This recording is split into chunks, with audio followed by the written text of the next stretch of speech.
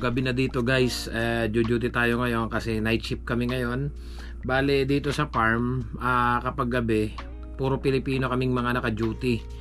Bihirang mangyari na merong ibang lahi, pero halos kami na lang tatlo ng mga kasama ko na nagmi-milking yung naka-duty. And may mga nagre-request kasi na ipakita ko daw yung duty namin kapag gabi kasi puro umaga daw, so para may idea daw sila kung paano magtrabaho ng gabi dito sa dairy farm. So papasok na kami ngayon, samahan nyo ako guys, tara.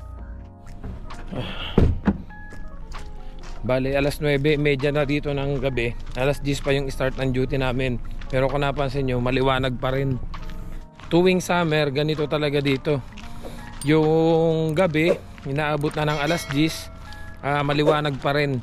Pero kapag winter naman, alas 5 pa lang ng hapon, alas 4 pa lang ng hapon, napakadilim na. Maganda sana kung yung ganitong 10 oras na ng gabi ay maliwanag pa, tapos mga bukas pa yung mga tindahan eh.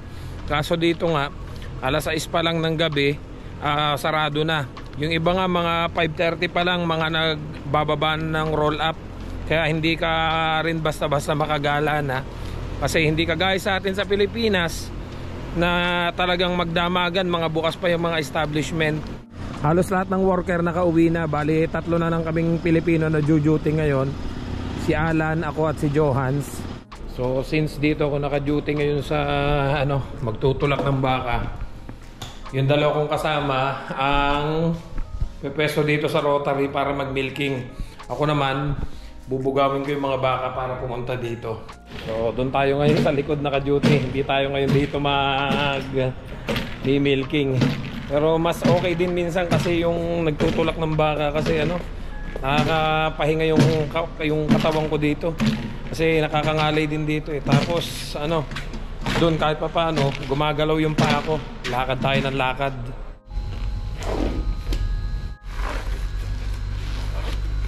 Yun lang kagandahan dito pag naka-duty kami ng gabi. Walang nakikialam, kami lang bahalang dumiskarte. Hindi na kagaya nung may mga bantay. Even sa umaga naman, wala din naman kaming bantay. Yun nga lang, kahit papano nadyan yung boss namin sa paligid. Kasi nga minsan namimili siya ng baka na ibebenta, tapos isosort. Ngayon as in kami lang talaga, kami lang lahat ang kikilos, kami lang tatlong Pilipino dito. Kaya kahit papano magaan-gaan gumalaw at saka kontrolado namin yung oras.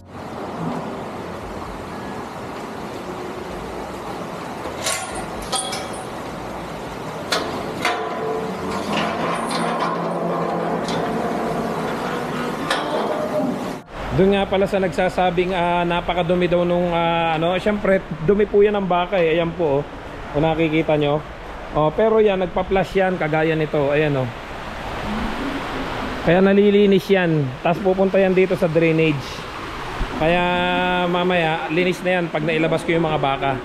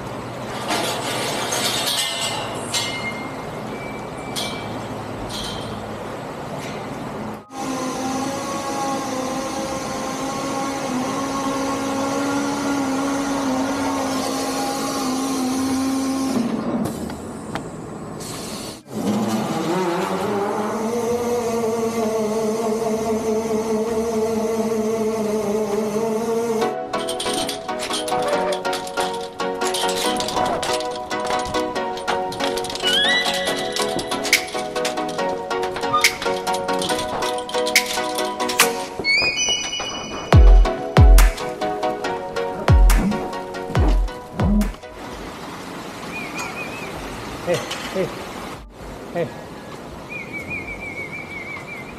So itong nasa harapan ko guys, ito yung mga baka na susunod naming gagatasan. And then ito namang nasa kanan ko, alam na nila yung pauwi kasi nakaset up na yung gate. So alam na nila yung way nila pauwi.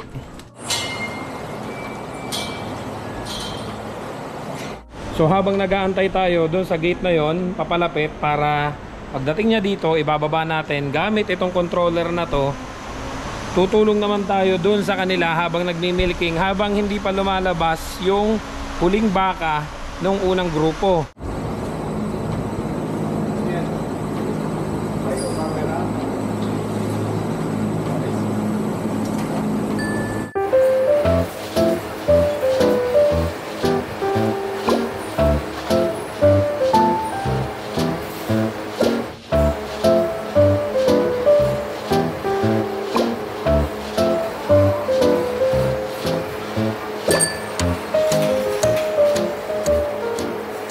Kapag ganitong kukunti na lang yung baka, kailangan ng itulak kasi ayaw na nilang pumasok ng pusa. So talagang bubugawin mo para pumasok doon sa loob ng rotary.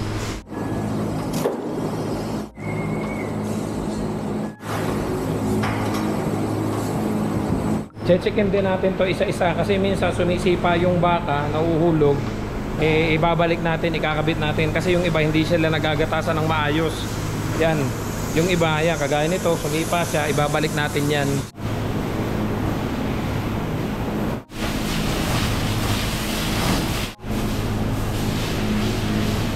So habang inaantay naman natin yung last cow na lumabas, maglilinis muna tayo ng paligid nitong rotary. Kasi minsan may mga pumapatak silang mga dumi dito sa paligid para magandang tingnan. Hey, hey. Ha, ha, ha, ha. Hey, hey. Hey, hey.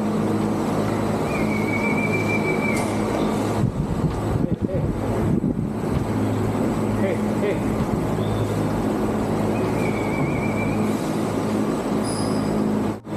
Hey, hey, hey.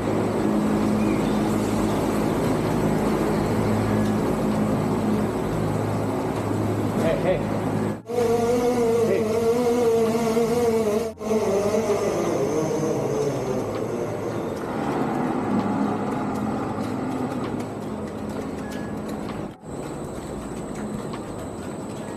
And then pag naipasok na natin itong huling baka dun sa group kung saan siya nararapat, bubuksan naman natin yung ibang gate kasi para tayo nagpapassel dito para hindi sila maghalo-halo.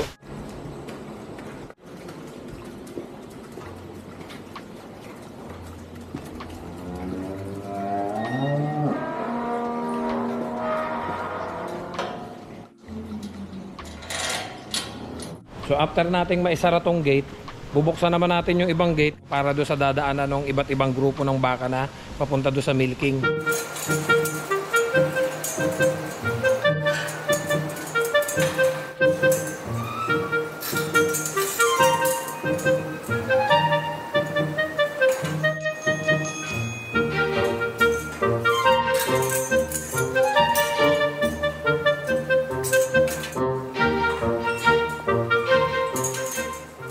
Marahil iniisip nyo kung saan napupunta yung mga dumi na kinakalaykay ko, no? Yan, kagaya nitong mga to. Yan duming yan, bawat dadaanan ng baka dito, mayroon kaming mga flash dito para yung dumi nila dun sa drainage pupunta, and then nare-recycle yun dun. Meron kaming malaki dong area na i-separator nung buhangin, nung dumi ng baka at nung tubig. So pag plinash natin siya gamit ito, tingnan nyo guys, ayun o, kapaplush yung dumi niyan, ayan. Napansin nyo? So kung napansin nyo, ayan, nag-plus na siya. So lahat ng dumi pupunta sa dulo para masala siya at mag-separate yung buhangin, dumi at yung tubig. So ihahatid na natin guys itong last cow ng group 3. And then yung kasunod na group na nasa likod ko, hindi tayo pwedeng magpang-abot kasi maghahalo sila. Kaya ang ginagawa namin minsan, ini-stop muna namin yung rotary para hindi sila magpang-abot kasi minsan nagta-traffic. So pag nag-traffic, paparating na yung kasunod na group, then yung tinutulak kong group hindi pa lumalakad. Minsan kasi tumatambay pa sila dito.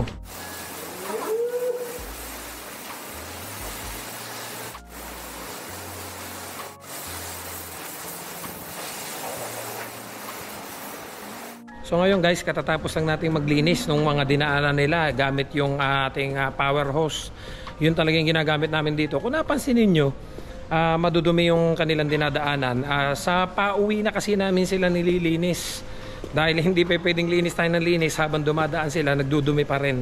So mamaya, may mga designated na na button switch kung saan na pag prenes natin, magpa-flash yun para yung dumi nila ay may isang area na pupuntahan at masiseparate dun yung kanilang mga dumi, yung buhangin at yung tubig. So nare-recycle po yan, kaya maganda talaga at malinis itong farm na to. Yung mga baka natin nag-aabang na. Kukunin ko naman ngayon itong ating bobcat para itulak yung mga pakain. Ang lalayo na nung distansya kasi kada kain nila lumalayo. So using this bobcat, itutulak natin siya para maabot na nila yung kanilang mga pagkain.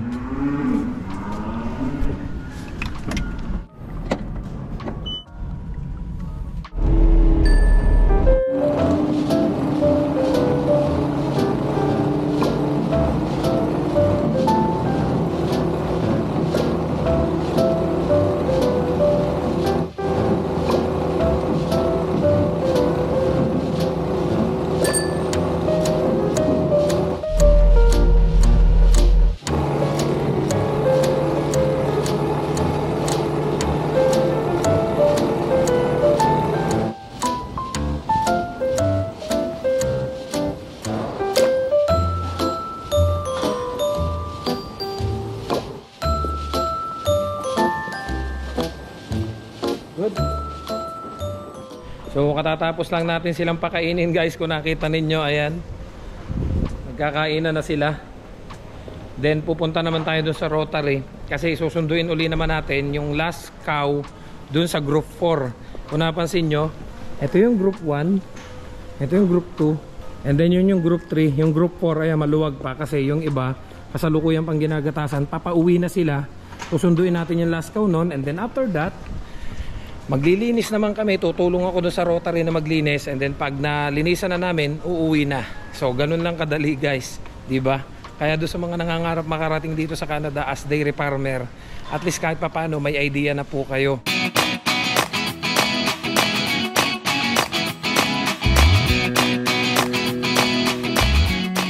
So tapos na kaming maglinis ng Rotary, na-close ko na rin yung mga gate at nasarado ko na rin yung ilaw.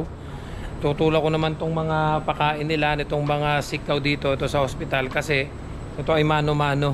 So gagamitan natin siya ng pala.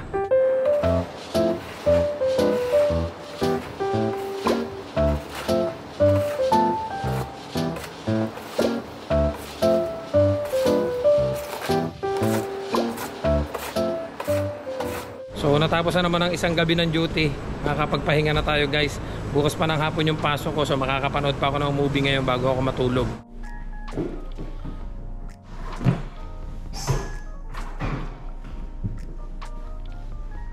So bago kami umuwi, sinasalang na namin yung mga sinuot namin dito na madumi.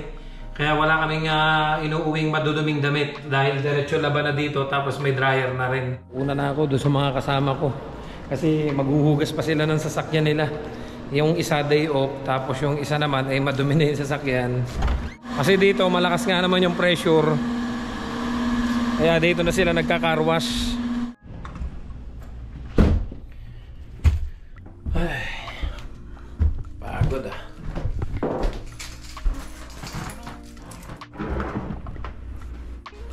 So dito na tayo guys sa bahay. Maraming salamat sa pagsama sa amin sa duty namin ngayong gabi. Kahit papano at least may idea na kayo kung ano yung nangyayari sa amin kapag duty kami ng gabi. Kasi marami nagre-request ng minsan sabi niya, "Sir, pakitingin naman kami nung duty nyo kapag gabi kung anong itsura dyan sa dairy farm." Kasi madalas nga doon, nakikita nila sa vlog ko is umaga. So kahit papano may idea kayo para doon sa mga nangangarap makarating dito sa Canada as dairy farmer. Para hindi yung iba, kasi maraming nagsasabi na gusto doon nila makapasok sa dairy farm. Even yung mga babae na nangangarap makarating ng Canada na mag dairy farm na lang daw sila kasi parang andali daw. Actually, marami po dito mga dairy farmer na mga nakausap ko na babae. Yung nga lang nahihiya silang magpa-interview. And may mga subscriber po tayong dairy farmer dito. Yung iba naka-base dito sa Vancouver. nung minsan na nakakwentuhan ko sila sa chat na doon daw sila naka-duty, mga galing Japan na dairy farmer, then naka-transfer sila dito sa Canada as dairy farmer. Guys, maraming salamat sa pagsama sa amin. Magsha-shower muna ako kasi napakainit at kanina pa ako pawisan.